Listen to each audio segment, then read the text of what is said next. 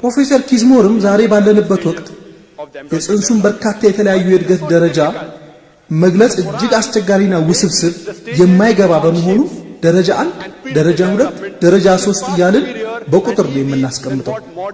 ቁርአኑ ግን የጽንሱን ሁኔታ ቀድሞ በነበረ እድገቱና በሚይዘው ቅርጽ ነው የእድገት ደረጃውን እየገለጸ ያለው። ይህ ደግሞ እኛ በቁጥር ከምንገልጸው በእጅጉ የላቀና ትክክል የሆነ ያገላለጽ ስልት ነው ብለዋል። ቁርአን ሱረቱል አበሰ ምዕራፍ 80 ቁጥር 19 እና 20 ላይ ከፍቶት ጠብታ ፈጠር ነው መጠን ነው ከዚያም ጎዳናውን ገርና ቀላል አደረገለት ይላል። ከ3 እና ከ4 ጣት በላይ የማያስገባው የመውለጃ ቱቦ እንዴት ብሎ ሕፃን የሚያክል ነገር ያስወጣል ብለው ሰዎች ይገረማሉ። የሕፃኑ አጥንት ጠንካራ በጅማትና በጡንቻ የዳበረ ሆኖ ሳለ እንዴት በጠባብ ቱቦ ውስጥ ይወጣል? አላህ መንገዱን የተመቸና ቀላል አደረኩለት ይለናል። በአሁኑ ጊዜ ይህ እንዴት ሊሆን እንደቻለ ታውቋል። ሪላክሲን የሚባል ፈሳሽ በማህፀን አማካይነት ይመነጫል። እንግዲህ ልጁ የዳሌና የወገብ መጋጠሚያዎች እንዲላሉ ያደርጋል። የማህፀን ውስጥ ግፊትም ሕፃኑ ወደ መውለጃ ቱቦ እንዲገፋ ያደርገዋል። የሚፈሰው የወሊድ ውሃም ልጁ ተንሸራቶ እንዲወጣና በተለያየ መልኩ እንዲንቀሳቀስ ይረዳዋል። አላህ መንገዱን ቀላል አደረኩለት ይለናል። አላህ ይህንን የተለየ የጽንስ የእድገት ደረጃ በዝርዝር ካስተማረን በኋላ ቁርአን በሱረቱ ሰይዳ ምዕራፍ 32 ቁጥር 9 ላይ ለእናንተ መስሚያ ጆሮን መመልከቻ ዓይንን አደረገላችሁ ይላል። እንዲሁም በሱረቱ ኢንሳ ምዕራፍ 76 ቁጥር 2 ላይ ሰሚም ተመልካችም አደረግነው ይላል። በአሁኑ ጊዜ በሳይንስ እንደታወቀው ከስሜት ሕዋሳቶች ውስጥ በመጀመሪያ የሚያድገው የመስሚያ ስሜታችን እንደሆነ ታውቋል። ቁርአን መጀመሪያ መስሚያ ከዛ መመልከቻ ይለናል። ጽንሱ 5 ወር እንደሞላው ጆሮ 7ኛ ወሩን ሲጨርስ ደግሞ አይኑ ይከፈታል። ቁርአናችን ይህንን ቅደም ተከተል እንኳን ቀደም ብሎ አስቀምጦት አሳውቆናል። በጅዳ በሚገኘው የንጉስ አብዱልአዚዝ ዩኒቨርሲቲ ውስጥ መምህርና የውቅያኖስ ጥናት ኤክስፐርት የሆኑት ፕሮፌሰር ደርጋራው በቁርአን ውስጥ በሱረቱ ኑር ምዕራፍ 24 ቁጥር 40 ላይ ከበላዩ ማዕበልን ከዚያም በላይ ሌላ ማዕበል ከሱ በላይ ደግሞ ደመና የሸፈረው ከሆነ ጥልቅ ውቅያኖስ ውስጥ እንዳሉ ጨለማዎች ነው። አንዱ ባንድ ላይ የተነባበሩ ጨለማዎች። ከነኚህ ማዕበሎች ውስጥ ያለ ሰው እጆቹን ቢዘረጋ ፈጽሞ ሊያያቸው አይችልም። አላህ ብርሃን ያላደረገለት ብርሃን የለውም ይላል። ፕሮፌሰር ደርጋራው ይህንን የቁርአን አንቀጽ አስመልክቶ አስተያየት እንዲሰጡ ተጠይቀው ነበር። እኚሁ ፕሮፌሰር ደርጋራው እንዳሉት ይህ የቁርአን አንቀጽ እንደው ስለማንኛውም ባህር አይደለም እየተናገረ ያለው እጅግ ጥልቀት ስላለው የባህር አካል ነው።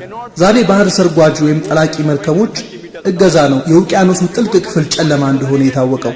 የሰው ልጅ በሆነ ነገር ድጋፍ ካልተደረገለት በስተቀር ከ20 እስከ 30 ሜትር ጥልቀት በታች ውቅያኖስ ውስጥ ዘልቆ ሊሄድ አይችልም። ሌሎች ድጋፍ ሰጪ መሳሪያዎች ሳይጠቀም 200 ሜትር ከዘለቀ ይሞታል። ስለዚህም የውቅያኖስ ጥልቅ ክፍል ጨለማ እንደሆነ የታወቀው በቅርብ ነው። ይህ ክፍል ጨለማ ሊሆን የቻለው በሁለት ክስተቶች ምክንያት ነው።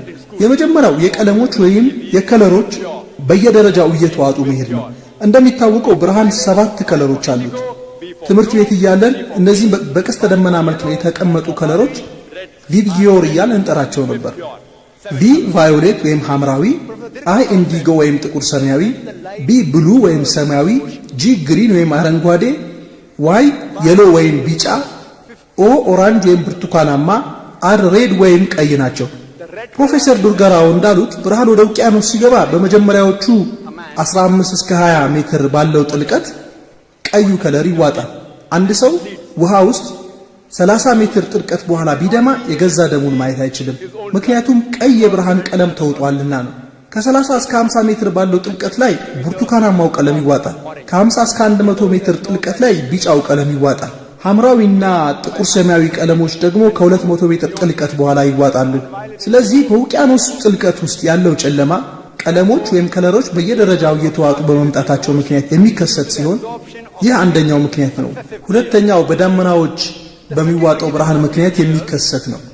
ፕሮፌሰር ደርጋራው እንዳሉት የፀሐይ ብርሃን ደመናዎች ላይ ሲያርፍ የተወሰነው ይዋጥና ቀሪው ደግሞ ይበታተናል። የተበተነው የፀሐይ ብርሃን ጥልቀት የሌለው የውቅያኖሱ የላይኛው ክፍል ላይ ያርፋል። ይህ ሁለተኛው የብርሃን ግርዶሽ ሲሆን የውቅያኖሱ ሞገድም ብርሃኑን በድጋሚ ይበትነዋል። ወደ ላይ ተንጸባርቆ ያልተመለሰው ብርሃንም ወደ ውቅያኖሱ ጥልቅ ክፍል ይዘልቃል። በዚህ ምክንያት ውቅያኖሱ ጥልቀት በሌለውና ጥልቅ በሆነው ክፍል ለሁለት ይከፈላል። ጥልቀት የሌለው የላይኛው የውቅያኖሱ ክፍል ብርሃናማና ሞቃት ሲሆን የታችኛው ወይም ጥልቁ የውቅያኖስ ክፍል ብርሃን ስለማይደርሰው ጨለማ ይሆናል። ይህ የላይኛውና ጥልቁ የውቅያኖስ ክፍል በተለያዩ ሞገዶች ይከፋፈላሉ። ቀደም ይታወቅ የነበረው የውቅያኖሶች ሞገድ በላይኛውና ጥልቀት በሌለው ክፍል ብቻ የሚገኝ እንደነበረ ነው። አሁን በ19ኛው ክፍለ ዘመን ነው የውቅያኖስ የውስጠኛው ክፍል ሞገድ እንዳለው የታወቀው። እንግዲህ ቁርአን ያላመኑ ሰዎች ያሉበትን ደረጃ ሲገልጽ ማዕበል የሸፈነው ጥልቅ ውቅያኖስ ውስጥ እንዳሉ ጨለማዎች መመሰሉ የሚያስገርም ነው። አንድ ሰው ከተወሰነ ጥልቀት በኋላ የራሱን የተዘረጋ እጅ እንኳን ማየት አይችልም። በዚህ ጥልቀት ውስጥ የራሳቸውን ብርሃን የማያመነጩ ወይም የራሳቸው ብርሃን የሌላቸው አሳዎች ሊኖሩ አይችሉም። ለዚህ ነው በዚህ ጥልቀት ያሉ አሳዎች የራሳቸው ብርሃን ያላቸው። ጠላቂ ወይም ባህር ሰርጓጅ መርከቦችም የራሳቸውን መብራት ይዘው ነው የሚሄዱት። ፕሮፌሰር ዱርገራው ይህ ከዛሬ 1400 ዓመት በፊት እንዴት በቁርአን ሊገለጽ ይችላል ተብሎ ሲጠየቅ ይሁን የሚችለው ቁርአን መለኮታዊ መጽሐፍ በመሆኑ ብቻ እንደሆነ ተናግሯል። ቁርአን በሱረቱል ቂያማ ምዕራፍ 75 ቁጥር 3 እና 4 ላይ የሰው ልጅ አጥንቶችን የማንሰበስብ ይመስለዋልን? ይህ ሐሳቡ ትክክል አይደለም፣ ጣቶቹን ማስተካከል እንኳን እንችላለን ይላል ቁርአን። በዚህ አንቀጽ በሰር ፍራንሲስ ጎልድ እንደ አውሮፓውያን አቆጣጠር በ1880 ዓመተ ምህረት ስለታወቀው የጣት አሻራ እየነገረን ነው። ከ1 ሚሊዮን ሰዎች እንኳን ቢሆን የሁለቱ የጣት አሻራ አይመሳሰልም። ፖሊስ፣ CIA፣ FBI ሁሉም ወንጀል መርማሪዎች ወንጀለኛ ለመለየት የጣት አሻራ መጠቀማቸው አይገርምም። አላህ Subhanahu Wa Ta'ala ከ1400 ዓመት በፊት ጣቶችን ማስተካከል እንኳን እንችላለን የሚል ጥቆማ ሰጥቷል። አላህ Subhanahu Wa Ta'ala በሱረቱ ኒሳ ምዕራፍ 4 ቁጥር 82 ላይ ቁርአንን አያስተነትኑምን? ከአላህ ሌላ ከሆነ አካል የመነጨ ቢሆን ኖሮ ከውስጡ በርካታ ተቃርኖዎችን ባገኙ ነበር ይላል። ቁርአን ፈተና እያስቀመጠ ነው። ይህ የተቀደሰው ቁርአን አንድ እንኳን የሚፋለስ ነገር አውጡበት ይለናል። ሞክሩ፣ ተመራመሩ፣ እስኪ አንድ ስህተት እንኳን አገኙበት ይለናል።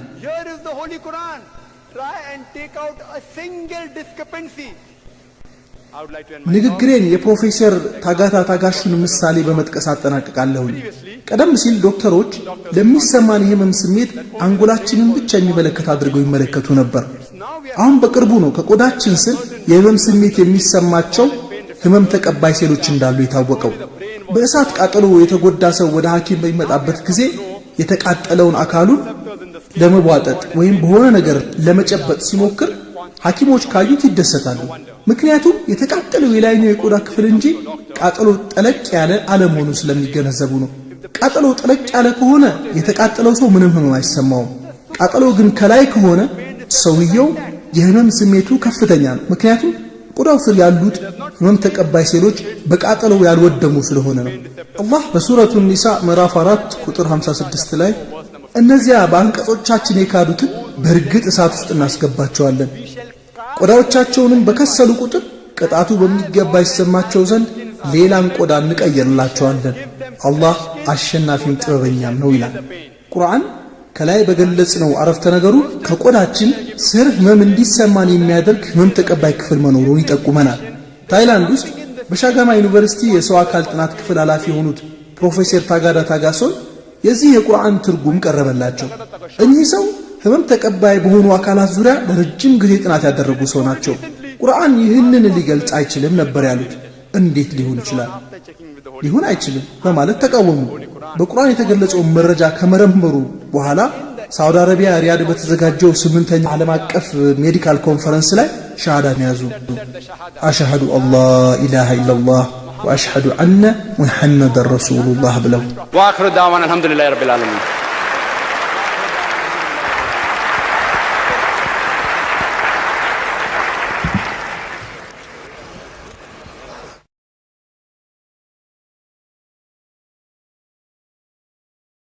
አሁን የጥያቄና መልስ ፕሮግራማችንን እንጀምራለን።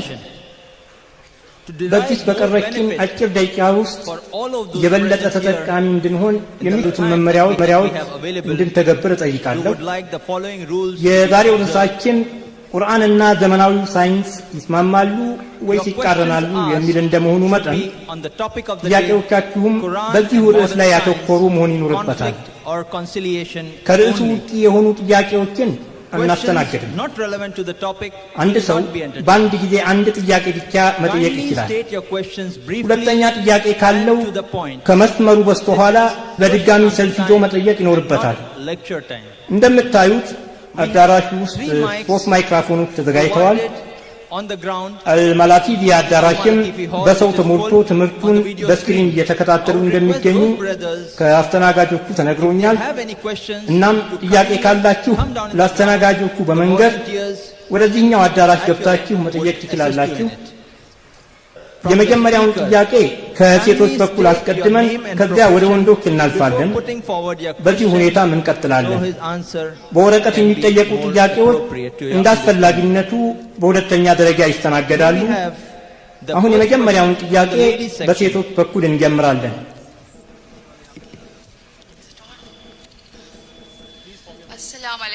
አሰላሙ አለይኩም። ስሜ ከውሰር ሻኪር ይባላል። ትምህርቴን የተከታተልኩት ዳሩል ቁርአን ኩዌት ሲሆን አሁን በአኑ ሻኪር ነገር የአረብኛ ቋንቋ አስተማሪ ነኝ። ጥያቄ በቁርአን ውስጥ በአንድ ቦታ አንድ ቀን በአላህ እይታ ከ1000 ቀን ጋር እኩል ነው የሚል አረፍተ ነገር ሲኖር በሌላ ቦታ ደግሞ አንድ ቀን በአላህ እይታ ከ50000 ቀናት ጋር እኩል ነው ይላል። ይህ ሁለቱ አረፍተ ነገር አይጋጭም? ይታብራራልኝ። እህቴ በቁርአን ውስጥ አንድ ቦታ ላይ በአላህ እይታ አንድ ቀን ከ1000 ቀን ጋር እኩል ነው፣ እንዲሁም አንድ ቦታ ላይ አንድ ቀን ከ50000 ቀን ጋር እኩል ነው ይላል። ይህ አይጋጭም ወይ የሚል ጥያቄዋ።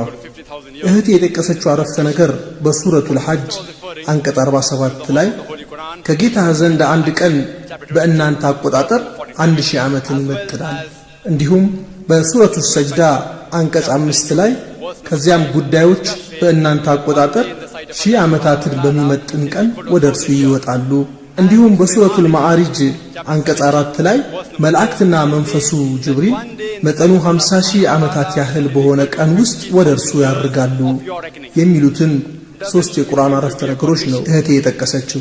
እና ይህ የሚጋጭ አይመስልህም ነው የእህቴ ጥያቄ። እህቴ እነዚህ የቁርአን አንቀጾች እየነገሩን ያለው ጊዜ የሚባለው ነገር በአላህ ሱብሓነሁ ወተዓላ እይታና በምድራዊ እይታ የተለያዩ መሆናቸውን ነው። ምድራዊው ጊዜ 10000 ሆነ 50000 በአላህ እይታ 1 ሰዓት ወይም 1 ሰከንድ ሊሆን ይችላል። ሁለቱ አይወዳደሩም። ግን እነዚህን የቁርአን አንቀጾች ቃል በቃል እንዳለ ለመውሰድ ብትሞክሪ አሁንም ቢሆን ለዚህ የሚሆን በቂ የሆነ ትንታኔ ይኖራል። በእነዚህ አረፍተ ነገሮች ውስጥ ቀንን ለመግለጽ የተጠቀሰው የአረብኛ ቃል የውም የሚለው ሲሆን የውም የሚለው ቃል 2 ትርጉም አለው። አንደኛው ትርጉም ቀን ማለት ሲሆን ሌላኛው ደግሞ ዘመን ወይንም ረጅም ጊዜን የሚያመለክት ትርጉም አለው። ስለዚህ በሱረቱ ሰጅዳ አንቀጽ 5 ላይ ውሳኔዎችን ከሰማይ ወደ ምድር ያስተላልፋል፣ ከዚያም ጉዳዮች በእናንተ አቆጣጠር 1000 ዓመታትን በሚመጥን ቀን ወደ እርሱ ይወጣሉ በሚለው አረፍተ ነገር ውስጥ ውሳኔዎችን ከሰማይ ወደ ምድር ያስተላልፋል፣ ከዚያም ጉዳዮች በእናንተ አቆጣጠር 1000 ዓመታትን በሚመጥን ቀን ወደ እርሱ ይወጣሉ። በዚህ የቁርአን አረፍተ ነገር ውስጥ የውም የሚለውን ቃል ዘመን በሚለው ትርጓሜ ብትወስጂው ጉዳዮች ወይም ክንዋኔዎች በእናንተ አቆጣጠር 1000 ዓመታትን በሚመጥን ዘመን ወደ እርሱ ይመለሳሉ የሚል ትርጓሜ ታገኛለች። በሱረቱል ማዓሪጅ አንቀጽ 4 ላይ መላእክትና መንፈሱ ጅብሪል መጠኑ 50000 ዓመታት ያህል በሆነ ቀን ወደ እርሱ ያርጋሉ የሚለውንም በተመሳሳዩ መላእክትና መንፈሱ ጅብሪል መጠኑ 50000 ዓመታት በሆነ ዘመን ወደ እርሱ ያርጋሉ በሚለው ትርጓሜ ልንወስደው እንችላለን። ቁርአን 2 የተለያዩ ስለሆኑ ዘመኖች እየነገረን ነው። አይጋጭም ማለት ነው። ለምሳሌ እኔ ወደ ቫሺ ለመሄድ 1 ሰዓት ይወስድብኛል ብል፣ እንዲሁም ወደ ስሪናጋር ወይም ካሽሚር ለመሄድ 50 ሰዓት ያህል ይወስድብኛል ብል ሁለቱ የተለያዩ ስለሆኑ አይጋጭም። አላህ Subhanahu Wa Ta'ala መላእክትና መንፈሱ ጅብሪል ወደ እርሱ ለመድረስ 50000 ዓመታት የሚፈጅ ዘመን ይወስድባቸዋል የሚለው ቃሉና ጉዳዮች በእናንተ አቆጣጠር 1000 ዓመታትን በሚመጥን ዘመን ወደ እርሱ ይወጣሉ በሚለው መካከል ምንም አይነት ግጭት የለም። ሁለቱ የተለያዩ ዘመን ስለሆኑ ማለት ነው። ጥያቄሽን እንደመለስኩልሽ ተስፋ አደርጋለሁ።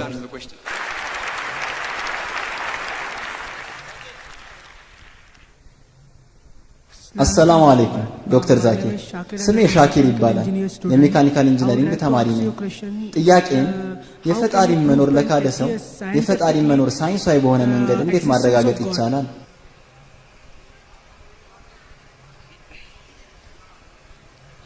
ጥያቄው የፈጣሪን መኖር ለማያምን ሰው እንዴት ብለህ ሳይንሳዊ በሆነ መንገድ ማረጋገጥ ትችላለህ የሚል ነው።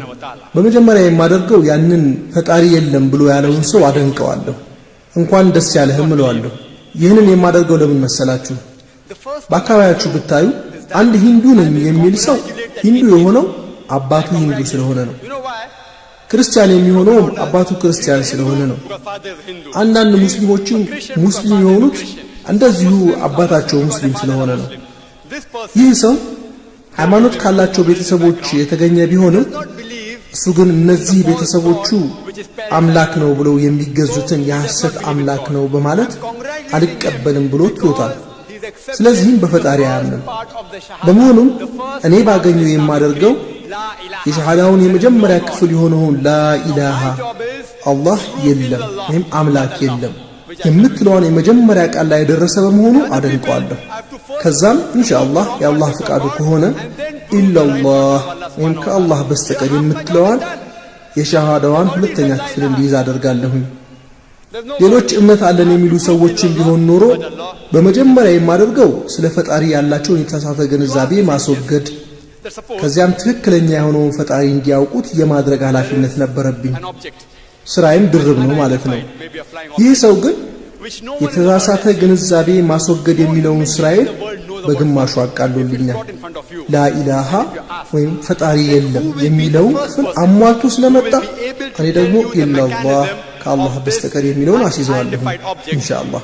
ይህንን የካደ ሰው እንደው እንበልና ምንነቱን አንድም ሰው አይቶት የማያውቅ ያልታወቀ ከአሁን በፊት ያልታየ አንድ ነገር ብታቀርቡለትና ስለዚህ ነገር ምንነትና አሰራር ላንተ ለመግለጽ ወይም ለማሳወቅ የሚችለው ማን ነው ብላችሁ ጠይቁት። ለጥቂት ጊዜ አሰብ አድርጎ መልስ ይሰጣችኋል። አንዳንድ ሰዎች ምናልባት ያመረተው ሰው፣ የፈለሰፈው ሰው፣ የፈጠረው ሰው ወዘተ ወዘተ የሚል መልስ ይሰጣችኋል። የመለሰላችሁን መልስ ልብ ብላችሁ ያዙና ቀጥሉ። ዩኒቨርስ እንዴት ሊመሰረት ቻለ ብላችሁ ጠይቁት። እሱም ለአብይ ፍንዳታ ቢግ ባንግ ስለሚባለው ንድፈ ሐሳብ ይነግራችኋል። ይህንን ለዩኒቨርስ ምስረታ ወሳኝ የሆነ አብይ ፍንዳታ ከዛሬ 1400 ዓመት በፊት በቁርአን ተገልጿል። ይህንን ማን ሊጽፈው ይችላል ብላችሁ ጠይቁት። በአጋጣሚ ወይም በእድል ነው ይላችሁ ይችላል። አትከራከሩት፣ ቀጥሉ። የጨረቃ ብርሃን የተውሶ ወይም የተንጸባረቀ እንጂ የራሷ ብርሃን እንደሌላት የታወቀው በቅርብ ነው በሉት። እሱም አዎ የታወቀው በቅርብ ነው፣ ከ10 ወይም ከ20 ከ100 ዓመት አይበልጥም ሊላችሁ ይችላል። ቁርአን ከ1400 ዓመት በፊት ገልጾታል በሉት። ይህንን ማን ከ1400 ዓመት በፊት በቁርአን ላይ ሊጽፈው ይችላል በሉት። ምናልባትም የሆነ ሰው ገምቶ ሊሆን ይችላል ሊላችሁ ይችላል። አትከራከሩ፣ ጥያቄያችሁን ቀጥሉ። ፀሐይ በአንድ ቦታ የቆመች ናት ብለን እናስብ ነበር። በአንድ ቦታ የቆመች ናት ብላችሁ ጠይቁት። አይ እየዞረችም እየተሽከረከረችም ነው ይላችኋል። ይህ መቼ ታወቀ በሉት። ትናንት፣ ከ20 ዓመት በፊት፣ ከ50 ዓመት በፊት ወዘተ ወዘተ ሊላችሁ ይችላል። ቁርአን ይህንን ከ1400 ዓመት በፊት ገልጾታል በሉት። አሁን ቢያመነታ ወይም አንድ አዋቂ ብልህ የሆነ ሰው በቁርአን ላይ ጽፎታል ሊላችሁ ይችላል። በትምህርት ወቅት የሰጠኋችሁን ሳይንሳዊ ግኝቶች እያከታተላችሁ አቅርቡለት። ስለ ዑደተ ውሃ፣ ሕይወት ያላቸው ነገሮች ሁሉ ከውሃ ስለመፈጠራቸው፣ ስለ ተክሎች ጾታ ሴትና ወንዴ መሆን አስረዱት። ከዚያም የፕሮባቢሊቲ ቲዮሪ የሚባል እንዳለ ንገሩት።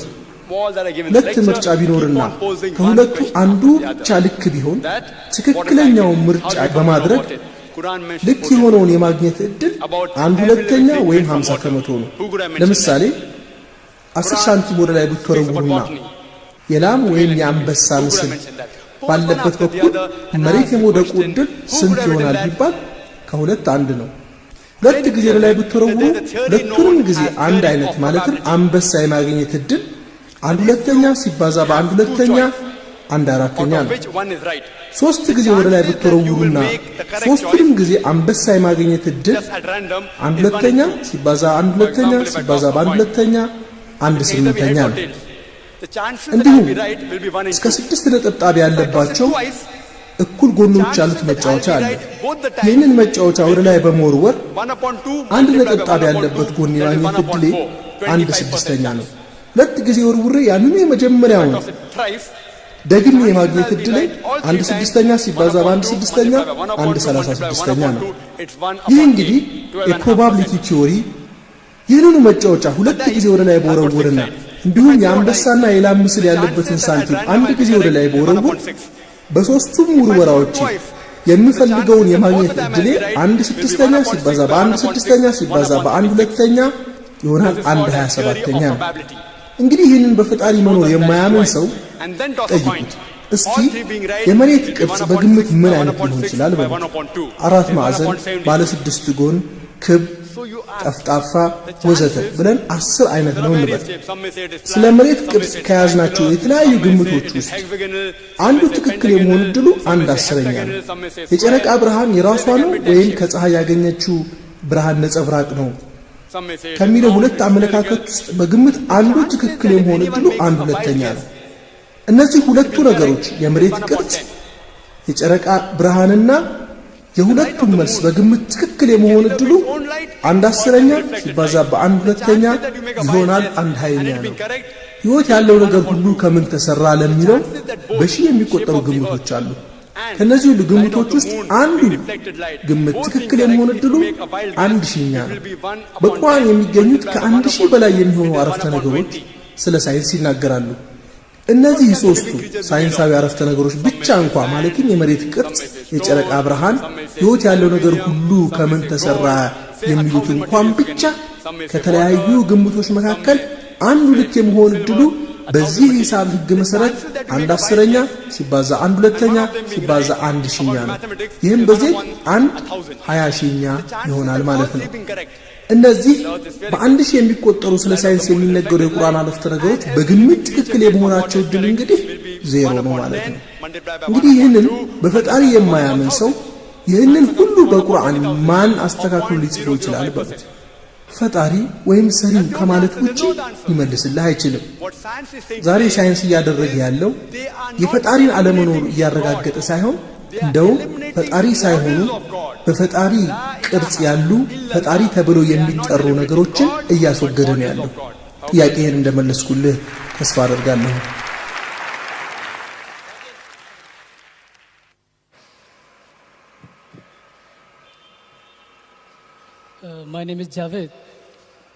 ስሜ ጃፋድ ይባላል። ተማሪ ነኝ። ጥያቄም ቁርአን በአንዳንድ ቦታ ሰውን ከወንድ የዘር ፈሳሽ ፈጠርን ይላል። ይህ ከዘመናዊ ሳይንስ ጋር ይስማማል። በሌላ ቦታ ደግሞ ሰውን ከአፈር ፈጠር ነው ይላል። ታዲያ ቁርአን ራሱን እየተቃረነ አይደለም ትላለህ ወይስ ከዘመናዊ ሳይንስ ጋር ይስማማል?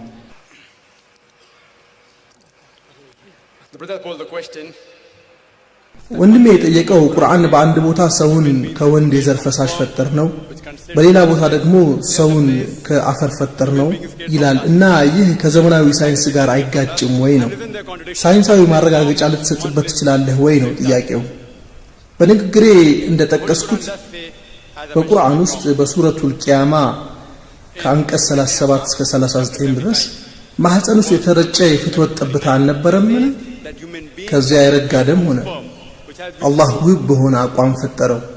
ይህም የሚያሳየው ከወንድ የዘር ፈሳሽ መፈጠራቸውን የሚያመለክት ነው። በሱረቱል ሐጅ አንቀጽ 5 ላይ እኛ ከአፈር ፈጠርናችሁ ይላል። ዛሬ ሳይንስ እንደሚነግረን በሰው ልጆች አካል ውስጥ ያሉት ንጥረ ነገሮች በብዛትም ይሁን በጥቂቱ በአፈር ውስጥ እንደሚገኙ ነው። ስለዚህ የሰው ልጆች ከአፈር የመፈጠራቸው ነገር በሳይንስም ተረጋግጧል።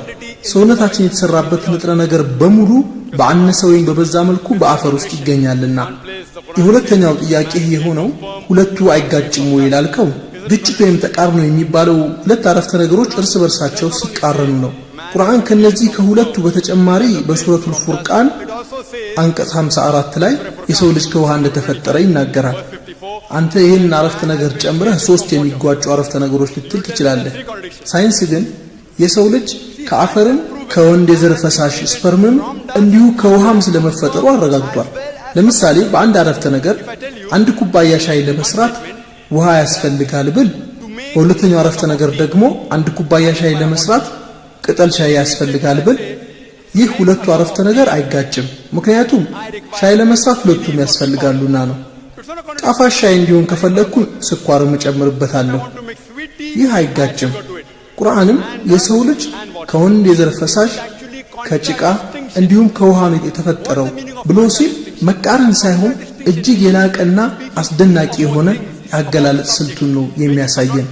ለምሳሌ ይህ ሰው ትሁት አዛኝና ሰው የሚወድ ሰው ነው ካልኩኝ ሶስቱም የባህሪው አገላለጽ አላቁት ማለት ነው። ሰውየው ግን ደግሞ ይህ ሰው ሁሌም ቢሆን ውሸታም ነው፣ እውነትን ይናገራል ብል አባባሌ ይቃረናል። ሁለቱ የማይቃረኑ ከሆኑ ግን ድንቅና የላቀ አገላለጽን የሚያመለክት እንደሆነ ያሳያል።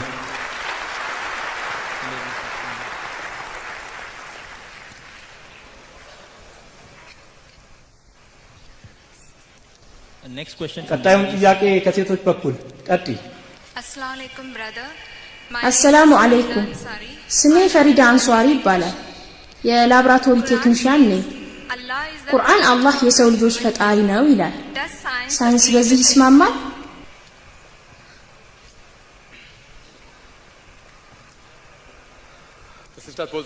እህቴ አላህ ሱብሓነሁ ወተዓላ የሰው ልጆች ፈጣሪ ነኝ ይላል፣ ሳይንስ በዚህ ይስማማል ወይ ብላ ነው የጠየቀችኝ።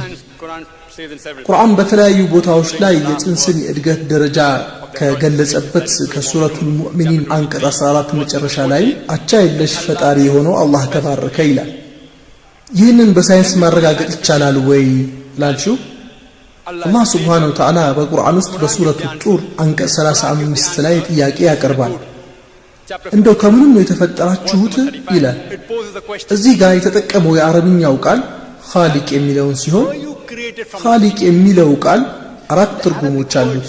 አንዱ ካለምንም የቀደመ ምሳሌ አዲስ ነገር መፍጠር ማለት ነው።